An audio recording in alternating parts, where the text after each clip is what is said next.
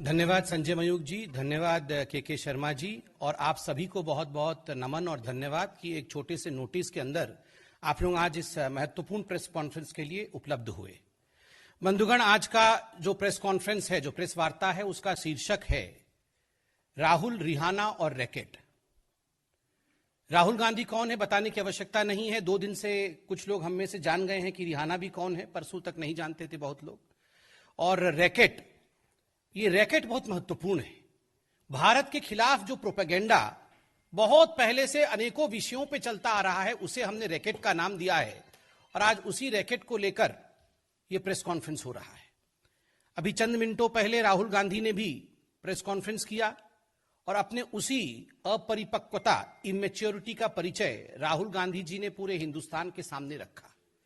कहीं ना कहीं पुनः किसान बंधुओं के कंधे पर बंदूक रख के अपनी राजनीतिक रोटी सेकने की कोशिश राहुल गांधी जी ने की, और साथ ही साथ पुनः किसानों के माध्यम से लोगों को भड़काने का जो प्रयत्न राहुल गांधी ने कहा और किया, वो आज हमने देखा है। ये वही राहुल गांधी है जो चंद दिनों पहले कह रहे थे कि शहरों में आग लग जाएगी, there would be fire in the cities, slums में जाके लड़ाई होंगी, और कहीं ना कहीं जो अरेंजमेंट राहुल गांधी ने इस लड़ाई की हुई थी, उसका खुलासा पिछले बार प्रेस कॉन्फ्रेंस में आदरणीय स्मृति ईरानी जी ने भी किया। आज ठीक उसी प्रकार राहुल गांधी जी ने धमकाया कि कोई पीछे नहीं हटेगा, बातचीत में हम विश्वास नहीं रखते हैं। अरे राहुल जी, ये तो किसानों का आंदोलन है। किसान तो कह रहे हैं कि उनका राजनीति से कोई सरोकार नहीं है, उनका किसी राजनीतिक पार्टी से कोई मतलब नहीं है, तो आप उनके पैरोकार बन के उनके माध्यम से बातचीत करने का जो प्रयास कर रहे हैं, वो किस लिए कर रहे हैं? ये अपरिपक्वता है, उसका परिचय आज आपने दिया है। आज राहुल गांधी जी ने कहा कि भारत की सरकार किलाबंदी कर रही है, सड़कों पर कील बिछा करके किलाबंदी कर रही है, और ये लोकतंत्र में नहीं होता है।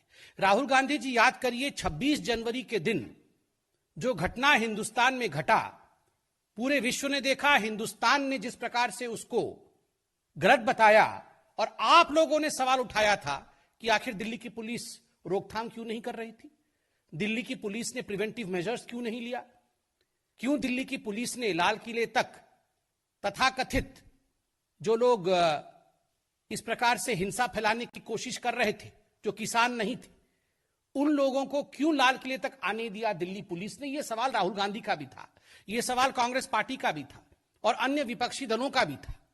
आज अगर दिल्ली पुलिस, उसी दिल्ली पुलिस ने जिन्होंने 26 जनवरी को पेशेंस और संयम का परिचय दिया था, उसी दिल्ली पुलिस ने आज प्रिवेंटिव मेजर्स लिया है, उसी दिल्ली पुलिस ने आज एहतियातन कदम उठाए, उसी दिल्ली पुलिस ने रोकथाम के लिए सारे बंदोबस्त किए हुए हैं, तो उसमें राहुल गांधी जी को क्या परेशानी है? मैं बताता हूं क्या परेशानी है। ये राहुल गांधी, कांग्रेस पार्टी और विपक्ष का ये जो प्रोपेगेंडा का एक बहुत बड़ा धड़ा है, ये चाहते हैं, इनकी इच्छा है सड़कों पर लड़ाई हो, ये चाहते थे कि गोली चले, ये चाहते हैं कि लाश बिछ जाए, और इन लाशों पर बैठकर ये अपनी राजनीति चमकाएं और सवाल पूछे नरेंद्र मोदी जी से और इस सरकार से कि आखिर ये कैसे हो। आज हम सैल्यूट करते हैं दिल्ली पुलिस के जवानों को, जिनको देखने के लिए हमारे गृह मंत्री भी गए, जो खुद तो घायल हो गए, किंतु उन्होंने किसी को हताहत नहीं किया, उन्होंने एक गोली तक नहीं चलाई। आज अगर हमें, आपको, इस देश को बचाने के लिए उन्होंने कुछ प्रयत्न किया है, कुछ जतन कर रहे हैं, उस पर आप अभी से उंगली उठा रहे हैं। आज जिस प्रकार के शब्दों का प्रयोग राहुल गांधी जी ने किया है, यह अपने आप में दुखद है। बंधुगण, एक सवाल मैं राहुल गांधी जी से और पंजाब के कांग्रेस पार्टी से पूछना चाहता हूं। कल पंजाब के कांग्रेस पार्टी ने एक ऐलान किया कि 122 लोग जो गिरफ्तार हुए हैं 26 जनवरी में हिंसा फैलाने के कारण, उन लोगों को तुरंत रिहा किया जाए, और उनको पंजाब की जो कांग्रेस है और सेंटर की कांग्रेस उनको लीगल एड देगी। सवाल उठता है, जिस दिन 26 जनवरी का यह घटना हुआ था, कुछ लोग लाल किले पर चढ़ गए थे, जहां झंडा नहीं फहराना चाहिए किसी और धर्म का, वहां केवल तिरंगे का स्थान है, वहां आपने उपद्रव किया था। उसके बाद ये तमाम नेताओं ने, राहुल गांधी समेत तमाम जो कांग्रेस के नेता थे, उन्होंने कहा था कि ये भारतीय जनता पार्टी के कार्यकर्ता हैं, भारतीय जनता पार्टी ने अपने एजेंट्स और अपने लोगों को भेजा है हुड़दंग करने के लिए, यहां पर हिंसा फैलाने के लिए, ताकि किसानों का आंदोलन बदनाम हो जाए, so that in fact the किसान आंदोलन, द नेम ऑफ द किसान आंदोलन इज स्टार्ड, इज ब्लैकेंड। और आज जब वही हुड़दंगी गिरफ्तार हो रहे हैं, तो आप कह रहे हैं कि इनको रिहा कर दीजिए, तभी जाके बातचीत होगी। आप कह रहे हैं इनको रिहा कर दीजिए क्योंकि ये अच्छे लोग हैं। कैसे? आपको क्यों इतनी पीड़ा हो रही है? आप तो इन्हें बीजेपी के कार्यकर्ता और एजेंट बता रहे थे। इनको तथ्यों के आधार पर, अगर दिल्ली पुलिस सीसीटीवी की फुटेज के आधार पर, जो फुटेज जनता ने सामने रखी है और जो फुटेज पब्लिक कंजम्पशन के लिए, एविडेंसेस के आधार पर जो तथ्य कोर्ट में प्रस्तुत किए जाएंगे, उनके आधार पर गिरफ्तारी हो रही है। आप कह रहे हैं छोड़ दीजिए। अर्थात ये आप ही के लोग थे, अर्थात ये कांग्रेस पार्टी आप ही के लोग थे ना, जिनके लिए आप इतने चिंतित हैं और लीगल एड देंगे। वरना मैं तो नहीं मानता हूं कि इस देश में ऐसी कोई संस्था होगी जो अनार्की फैलाने वालों को, जो हिंसा फैलाने वालों को, और 26 जनवरी में जो दुर्घटना हुई थी, उनके साथ कोई भी संस्था खड़ी होगी, ऐसा तो मुझे नहीं लगता।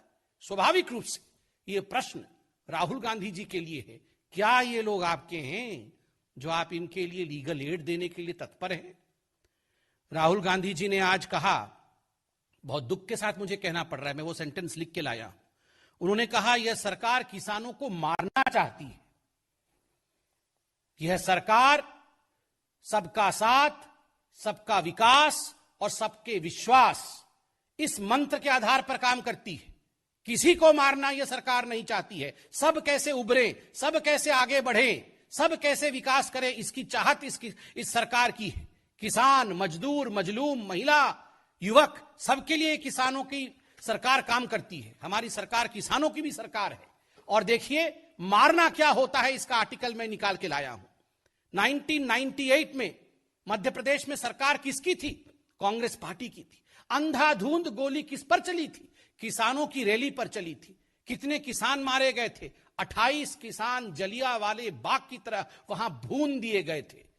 राहुल जी, इसे मारना कहते हैं, इसे रौंदना कहते हैं, इसे डेमोक्रेसी को समाप्त करना कहते हैं। किसानों के लाशों के ऊपर आपने राजनीति की थी। आज आप हमारी सरकार को कटघरे में घेरने की कोशिश कर रहे हैं, झूठे भ्रम को फैलाने की कोशिश कर रहे हैं। आप कह रहे हैं हम मारना चाहते हैं, यह निंदनीय है। राहुल जी, केवल आप नहीं, एक और है रिहाना, उन्होंने भी ट्वीट किया है।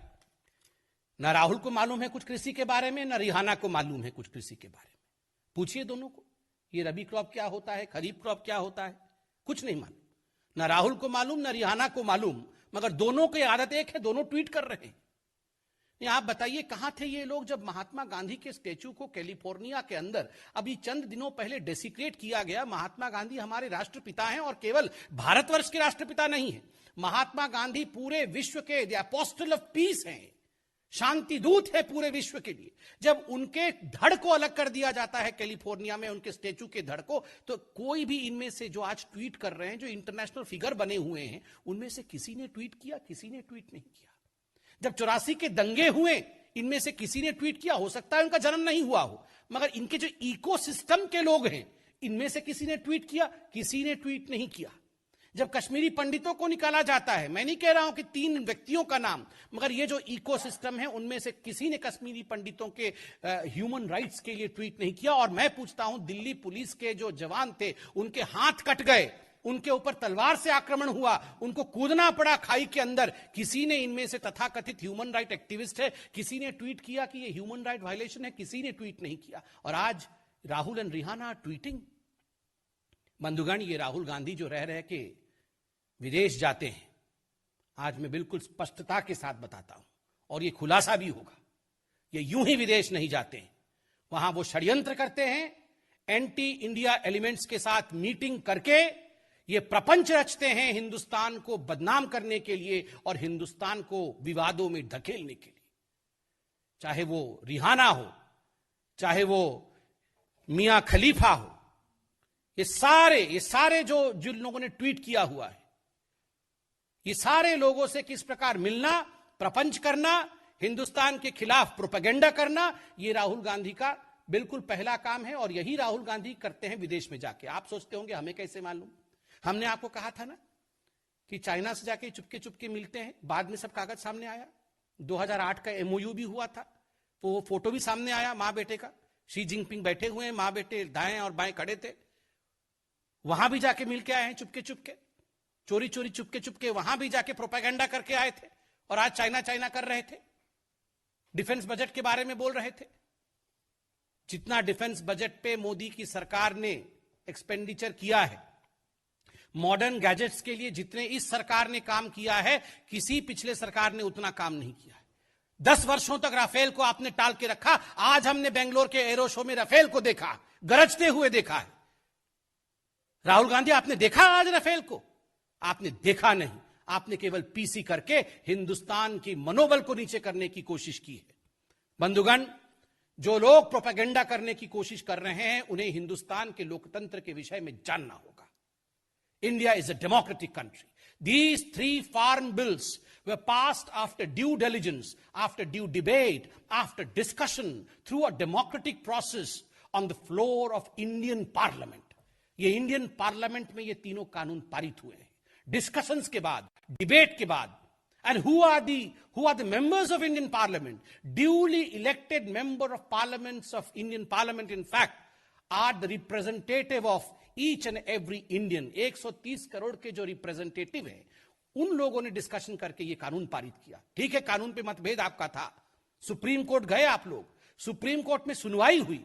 सुप्रीम कोर्ट में सुनवाई के बाद खंडपीठ ने कहा कि इस कानून को लेकर हमने एक कमिटी निर्धारित किया है, इस कमिटी के माध्यम से सुनवाई होगी। अब इस कमिटी के सामने सब प्रस्तुत हुए। आपके लिए पार्लियामेंट भी छोटा है, आपके लिए सुप्रीम कोर्ट का कोई महत्व नहीं है। ये 3-4 लोग ट्वीट करेंगे, उसी ट्वीट के आधार पर आप हिंदुस्तान के लोकतंत्र को तौलेंगे। राहुल जी, रिहाना जी नहीं समझती हैं ये सब। कम से कम आप सोचने और समझने की क्षमता रखिए। वो नहीं जानती है इंडियन पार्लियामेंट्री स्ट्रक्चर क्या होता है।